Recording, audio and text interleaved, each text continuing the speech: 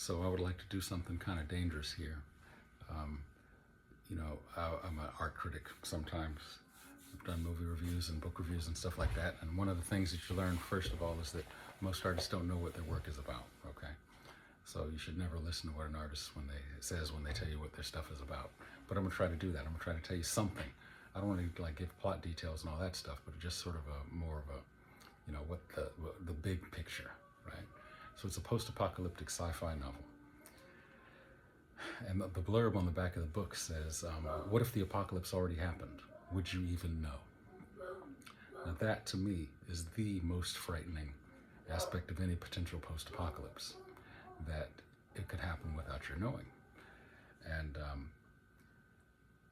since we only write what we know about, like that's all we can write about, it struck me today that no one would ever write a post-apocalyptic science fiction novel unless they believed in some way that our contemporary world was post-apocalyptic.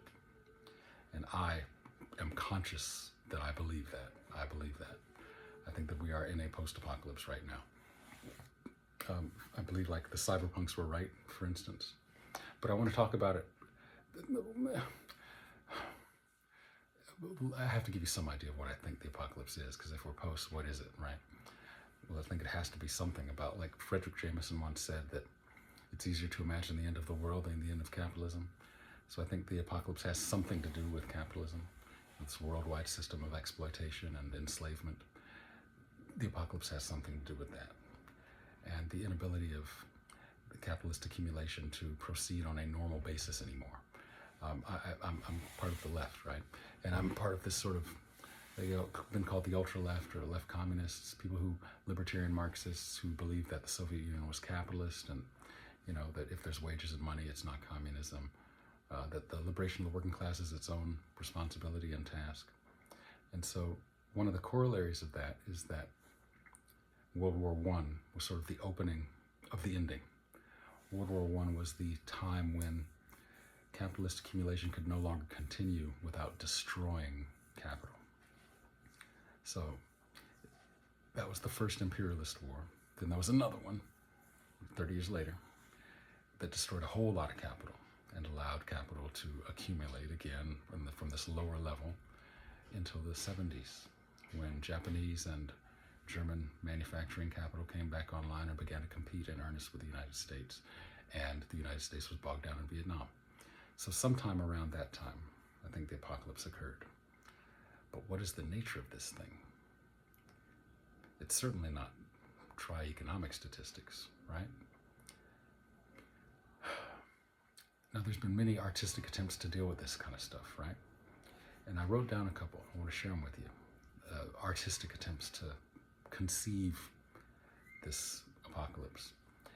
But before I give you the conceptions of the apocalypse that we're post, I'd like to give you some premonitions of the apocalypse, artistic. So here's some. Premonitory science fiction, like premonitions, warnings.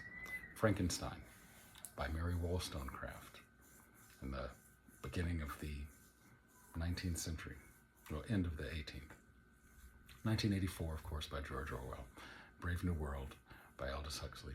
These are classics, like you know what they're about. The Frankenstein is about the tendential zombification of the world working class, okay? The people of the world becoming a working class and therefore being zombified. They're invigorated by the power of the intellectual elite, these managers and scientists and all this. The capitalist class, capitalist science. 1984 was repressive totalitarian, all this kind of stuff. Double think, double speak, eliminating the ability of thoughts to be formed. All these things are important. Brave New World, the sort of administered world where even the human subject is administered and administers itself. It's willing to submit to these types of things. Okay, those are premonitions of the horror to avoid. Now there's post-apocalyptic sci-fi. I have a list for you here. Metropolis from the 20s. That's post-apocalyptic, okay? I want to stretch these categories, okay, to play with them a little bit. Night of the Living Dead, that's post-apocalyptic. The zombies are here, right? Metropolis, the machines are already consuming the people, okay? Mad Max, obviously. It's a sort of nuclear post-apocalypse. Terminator, which is very similar to a more recent one, which I'll get to in a second. Terminator's like artificial intelligence, Skynet taking over, becoming sentient, and achieving time travel and coming back to destroy humanity for some unforeseen, unknown, kind of nonsensical reason. But the later version of Terminator does much better. Snow Crash, cyberpunk, the world in which these youths live on the edge of society, marginalized, underemployed, unable to make livings, and have to jump into cyberspace to do odd jobs, basically the gig economy. The Matrix, which is one of the most fully fleshed out post-apocalypses, and it's in the Terminator sort of idea. And then Tenet, which is another very, very, very fully fleshed out post-apocalypse, and that is specifically economic. I think Tenet is about the future eating the past and the present, but the future, as a metaphor, it's the secret agent stuff, but in reality, what it is all these enormous debts, the debt structure that has been built up in the time that capitalism has been unable to resume normal accumulation. So you're talking about $30 trillion, I think, last time I looked, of hot money. It's basically the U.S. trade deficit and the devalorized capital of the United States that still circulates the world as bonds, which are money good, used for international trade and things like that, but there's nothing backing them up. The interest on that is consuming our world. And that's what Tenet is about. It's about this future structure, attacking us now. So finally, before I end this, I want to stretch the categories again to tell you what apocalypses are from another angle. Because if we expand the scope beyond science fiction, it gets super interesting, all right? So here we go. I got another list for you. It's premonitory post-apocalypses. Heart of Darkness by Joseph Conrad. That's about, soldiers coming back from imperialist war, insane, and ready to wreak havoc in their homelands, on their fellow citizens. The Sweet Smell of Success. This is about the sort of rampant, money-grubbing, social climbing subjectivity that wants to participate in this exploitation. Can't wait. Got to get in there and do stuff, right? That kind of personality. And the encouragement of that. A face in the crowd. That's the third one. It's premonitory. Warning about the use of communications technologies to, have perverse results when put in the hands of demagogues, okay? Even in democratic situations, that's what that was about. It was not about Hitler, per se. It was about the United States and demagogy in a sort of high-tech fashion without political power directly, without, direct tyranny. Post-apocalyptic, non-science fiction. This is fascinating, I think, for just conceiving this topic and highlighting the different approaches. I would argue very strongly that Midnight Cowboy from 1969 is a post-apocalyptic work. I won't go into it now, but think about it with me, okay?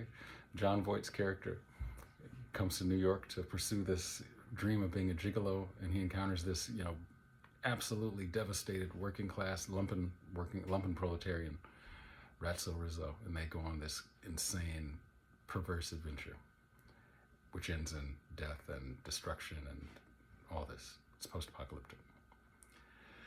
1969 has a lot to do with gender and gender roles and direct exploitation of the body, sexual exploitation.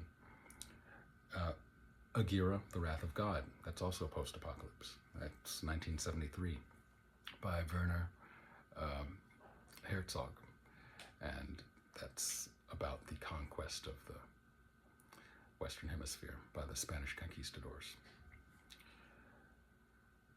Saturday Night Fever is post-apocalyptic. This is sort of the world of Midnight Cowboy, a couple years later, 1975, 1976.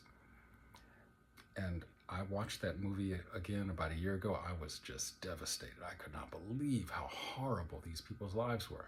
Like, it was just awful. No opportunity, no future. I didn't understand until last year watching Saturday Night Fever what the punk rock movement was about. I'm serious. I did not understand. Now I understand. Okay, that nihilism, the end. There's no future, no hope, no horizon of the future, no way of things getting better. Just endless nothing. Saturday Night Fever is post-apocalyptic. Apocalypse Now, obviously, which is a modern version of Heart of Darkness. It's the same story, but because it's after Vietnam, it has this sort of post feeling about it. It's the same story as Heart of Darkness, but in the modern contemporary context. And finally, Fight Club. That's easier to accept. But again, the apocalypse is not clearly rendered, but it's the end. It's the end of something. It's the conclusion of a way of life. Something has died. And I think that these non-science fiction attempts to render post-apocalypse are insightful, and they sort of give us a better idea of what it means and the kind of stuff we're dealing with. It's not all sci-fi. And a lot of it is very tender and close and personal and not glossy and computerized. All right, thank you. Until next time, bye.